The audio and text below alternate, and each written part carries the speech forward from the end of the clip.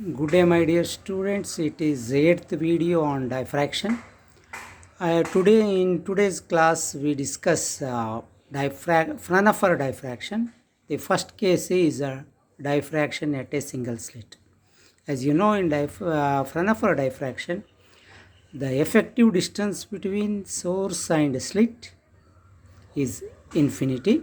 Means the wavefront falling on the slit is a plane wavefront, and the diffracted wavefront from the slit is also plane.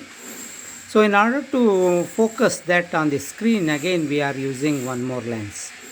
So the question on this topic will be, give the experimental setup and theory of Fraunhofer diffraction at a single slit.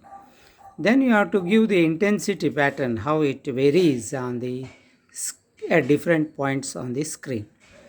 Okay, we go to the experimental setup. This is the experimental setup used for the study of Fraunhofer diffraction. S is the source of monochromatic light wave. The light rays going from this monochromatic source falls on the lens L1. And we have kept the source exactly at the focal point of objective lens. We call this as objective lens, which is close to the source. So this distance is focal point of this lens. For that reason, the outgoing light rays are parallel. Right? These parallel rays constitute a plane wavefront, and this plane wavefront is falling on the slit AB. AB is the opening of length small a. Right? The diffracted, usually if there is no diffraction, they would have moved in this direction, or some light rays are moving directly this, and they will come to focus at point P on the screen. And this is the second lens we are using here. This is L2, and this is towards the screen. This is the screen on which we are observing the fringes. P is the center of the screen, and the screen is kept at the focal point of this lens L2. For that reason, they are brought focus. These parallel rays are brought focus to the point on the screen. Okay, this is the diffracted rays from point A and from point B and this center are coming like this, and they come to focus at point P, and the diffracted waves are coming to focus at point P dash, and P dash is at a distance x from the center of the screen P. Now you have to say at what point we are getting bright fringe, at what point we are getting dark fringe, depending upon this. Here I have taken point P dash on this side. On this side means the light rays coming at P dash from A are traveling more than that of B. You can do even by taking P dash on the upper side. If we have taken P dash in the upper side means on this side. Right? Actually, the source, the slit, source, this is the slit. The single slit is kept parallel to the slit, and screen is perpendicular to this. Okay, they are going, and this is going to be perpendicular. In practical class, we will do this using sodium source, which can be treated as practically a monochromatic light. Okay, if you see the interference, the diffraction fringes on the screen, they are like this. At point P, are getting maximum bright fringe. This is called central maximum. Width is large, intensity is large. So for that reason, this is the width. Why fringes are lying in the line pattern? Because the slit is like that. Depending upon the slit, we are getting fringes of that shape. Okay, if you see on either side of the central maximum, are getting alternative bright and dark fringes, but the bright fringes width as well as intensity falls on either side of the central maximum. You can show this fringe pattern even by amplitude, because square of the amplitude is gives intensity, and so if you have less intensity, less amplitude, and it goes on towards the center. So I have shown like this, and wherever you are getting this is for minimum and this is for maximum. This is called central maximum, and these are secondary maxima, this, and these are the minima. You are getting dark here actually on white paper. I have shown white. This actually on screen, this is bright, light, no light, light, but comparatively less, no light, again still less light, no light. If you are using yellow light, you are getting very few fringes up to second order. But if you use a laser light, you should not look here, you are directly seeing through the eye. When you are using a laser light, you should leave this on the screen. Wall itself is the screen, and you can look at the wall for this fringe pattern. Okay, so this is the fringe pattern. Now you have to explain why you are getting central maxima, why secondary maxima, where we are getting this. If P dash is at a point of X, whether it is the site of bright fringe or a dark fringe. Now let us find the path difference. In all the cases, what you have to do is you have to find the path difference between these two, and then you have to apply the condition for bright fringe and condition for dark fringe. Here if you see this, the theta is the diffraction angle, and when this is theta, if you take this triangle, you draw a perpendicular from B to this line, it will be L, and you can show geometrically this angle is also theta, and this distance is in between AB is width of the slit is small a, and this angle is theta, and AL is the path difference. If you see, if light wave is traveling from L to this P dash or B to this P dash, then you are going they are in phase, means same path difference.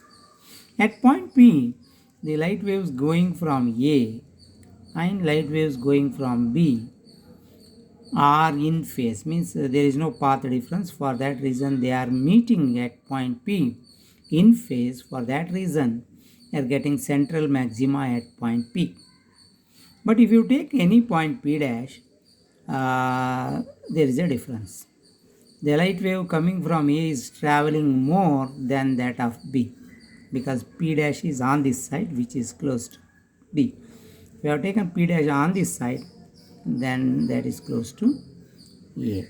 So here path difference between the light waves going from A and B is AP dash minus BP dash, and that is equal to AL. This is the extra path that the light wave going from A is traveling. And from this triangle ABL, this is 90 degree actually. Okay, sin theta is equal to AL divided by AB, or this is AL divided by AB is the width of the slit small a. Then we write AL, the path difference, is equal to A sin theta. So we obtained expression for the path difference. Then we do at P all points are reaching in phase. For that reason it is central maxima, as I said. But at point P dash, if you see, a path difference AL is equal to lambda, integral multiple of lambda AL. If path difference AL, if this is equal to lambda, right, the wavelength of light, then what happens? The whole region can be split into two regions, AO and OB. For every point on the region in AO, you will find a point, corresponding point in the region OB. such that, see this, such that the path difference between the light waves going from this point AO will be out of phase, means it is having a path difference lambda by 2 with one corresponding point in OB. For AO, what is the path difference? If path difference from A and B is a lambda, then path difference between A and O is lambda by 2. O and B is also lambda by 2. So if you come little close from A to O, you will get a corresponding enemy. Enemy I will call because it is path difference is when it is lambda by 2. Crest of one wave falls on the trough of the other. So for any point in the region AO, you find another point, corresponding point in OB for which the path difference is lambda by 2. Then what happens? They destructively interfere and they produce dark fringe at point P dash. This happens when path difference between A and B is lambda. And for that reason we write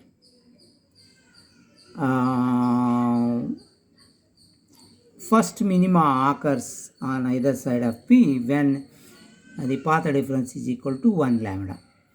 And if you put A is equal to 2L, then AB is divided into 4 regions.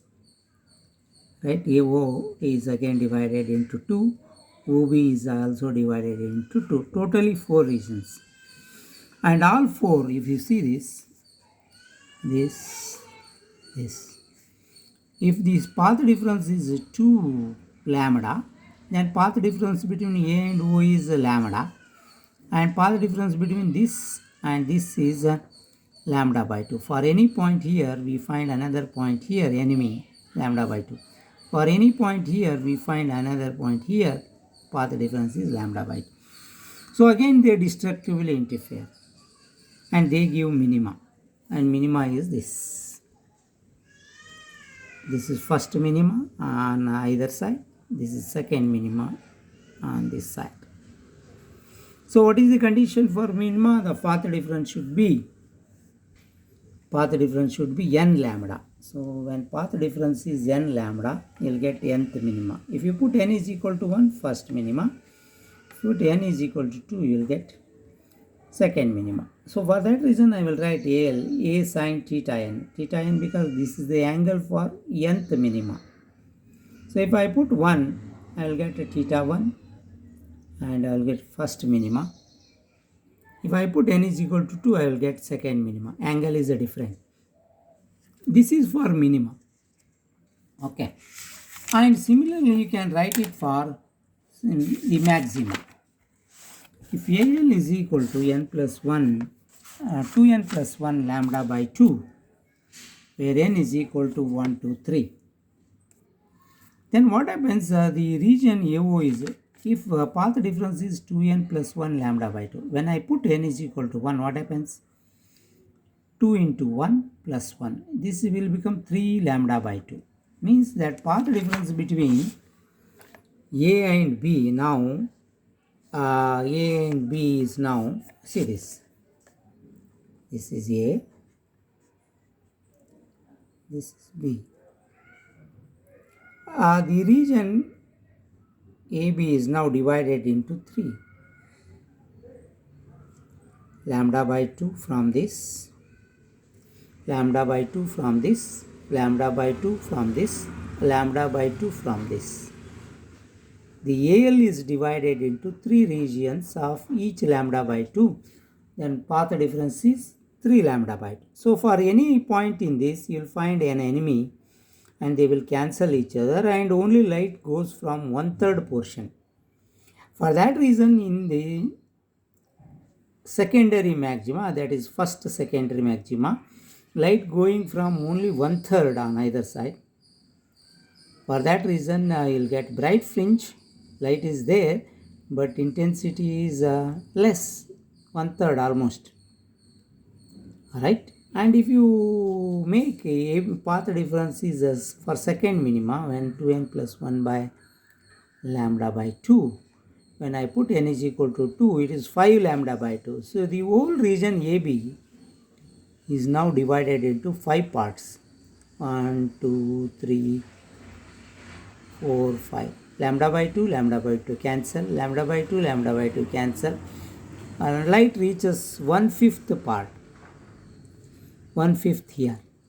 So again the intensity falls in the secondary maxima. If you go to the next 3 lambda by 2 for the third secondary maxima, it is 1/7 part of the light is reaching the screen. For that reason the intensity goes on decreases. So this up to this you have to do for the intensity pattern. For n is equal to first secondary maxima. This is secondary maxima. And intensity falls on either side of central maximum. Central maximum is where you got this is not coming here because all waves are coming to focus in phase. There is no path difference here. Here at point P, all are in phase. So we are getting central maxima. And expression they ask for the width of the central maximum. You see, this is the central maximum. We are going to get this is central maximum. This is all bright, and it is shown in amplitude form as this. And this is first minima on that side, and this is first minima on this side, on either side. Central maxima, this.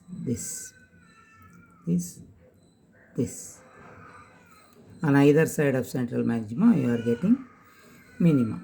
Okay, this is a condition for first minimum. For what is first minimum? A sin theta is equal to 1 lambda, or theta is equal, sin theta is equal to lambda by a. Okay. This is the first minima, and this is central maximum. Now you have to find width of central maximum.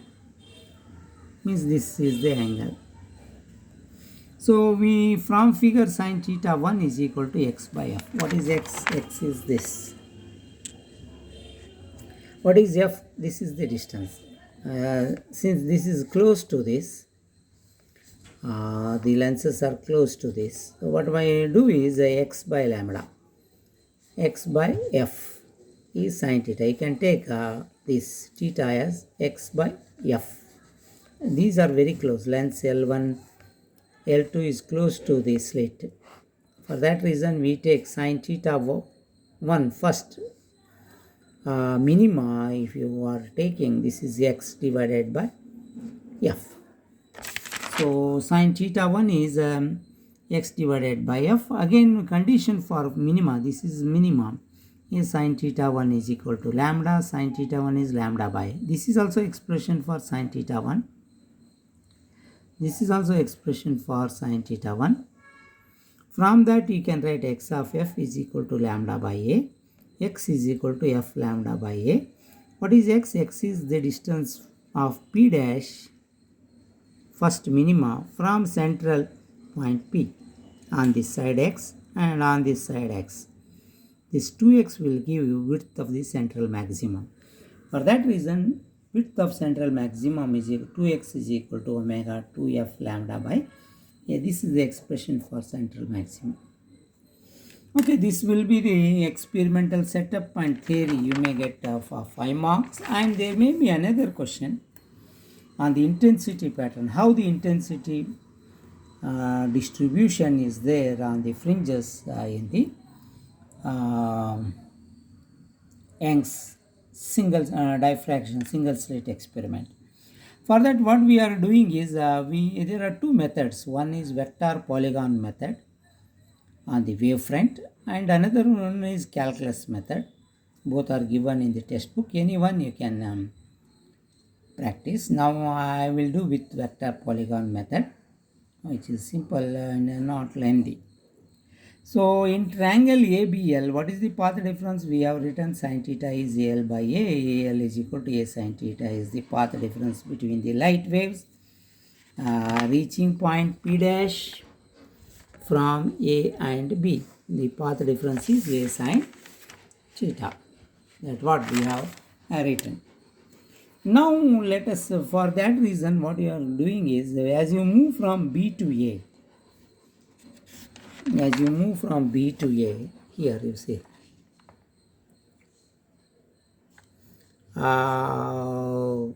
it takes, it goes like this. The amplitude goes on changing here. Here for study, let us take from O to M we are moving. OP is the direction of the initial vector, and if you are going from O to M, everywhere thicker,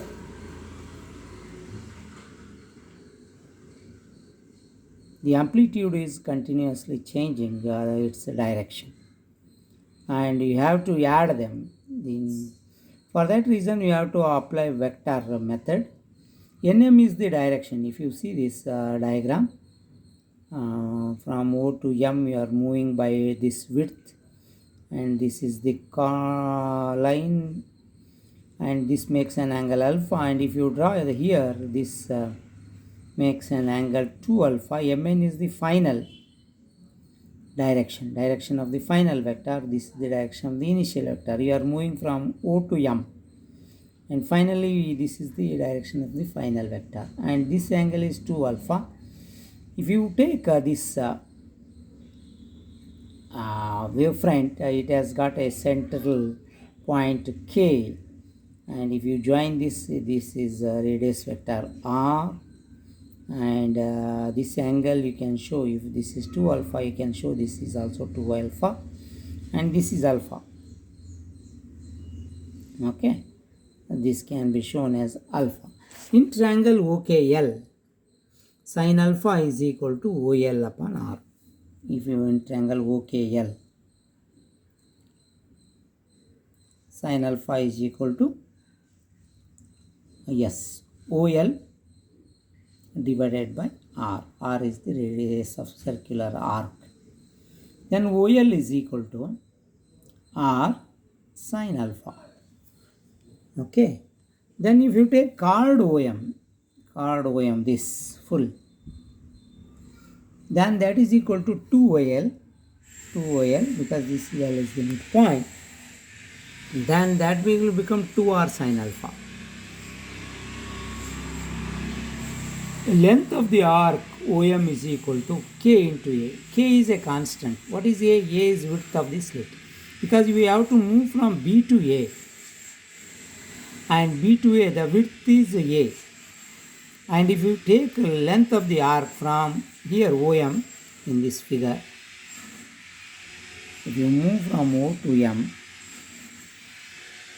that is proportional to width of the slit. If your width has larger shift, then automatically the length of the arc is also large.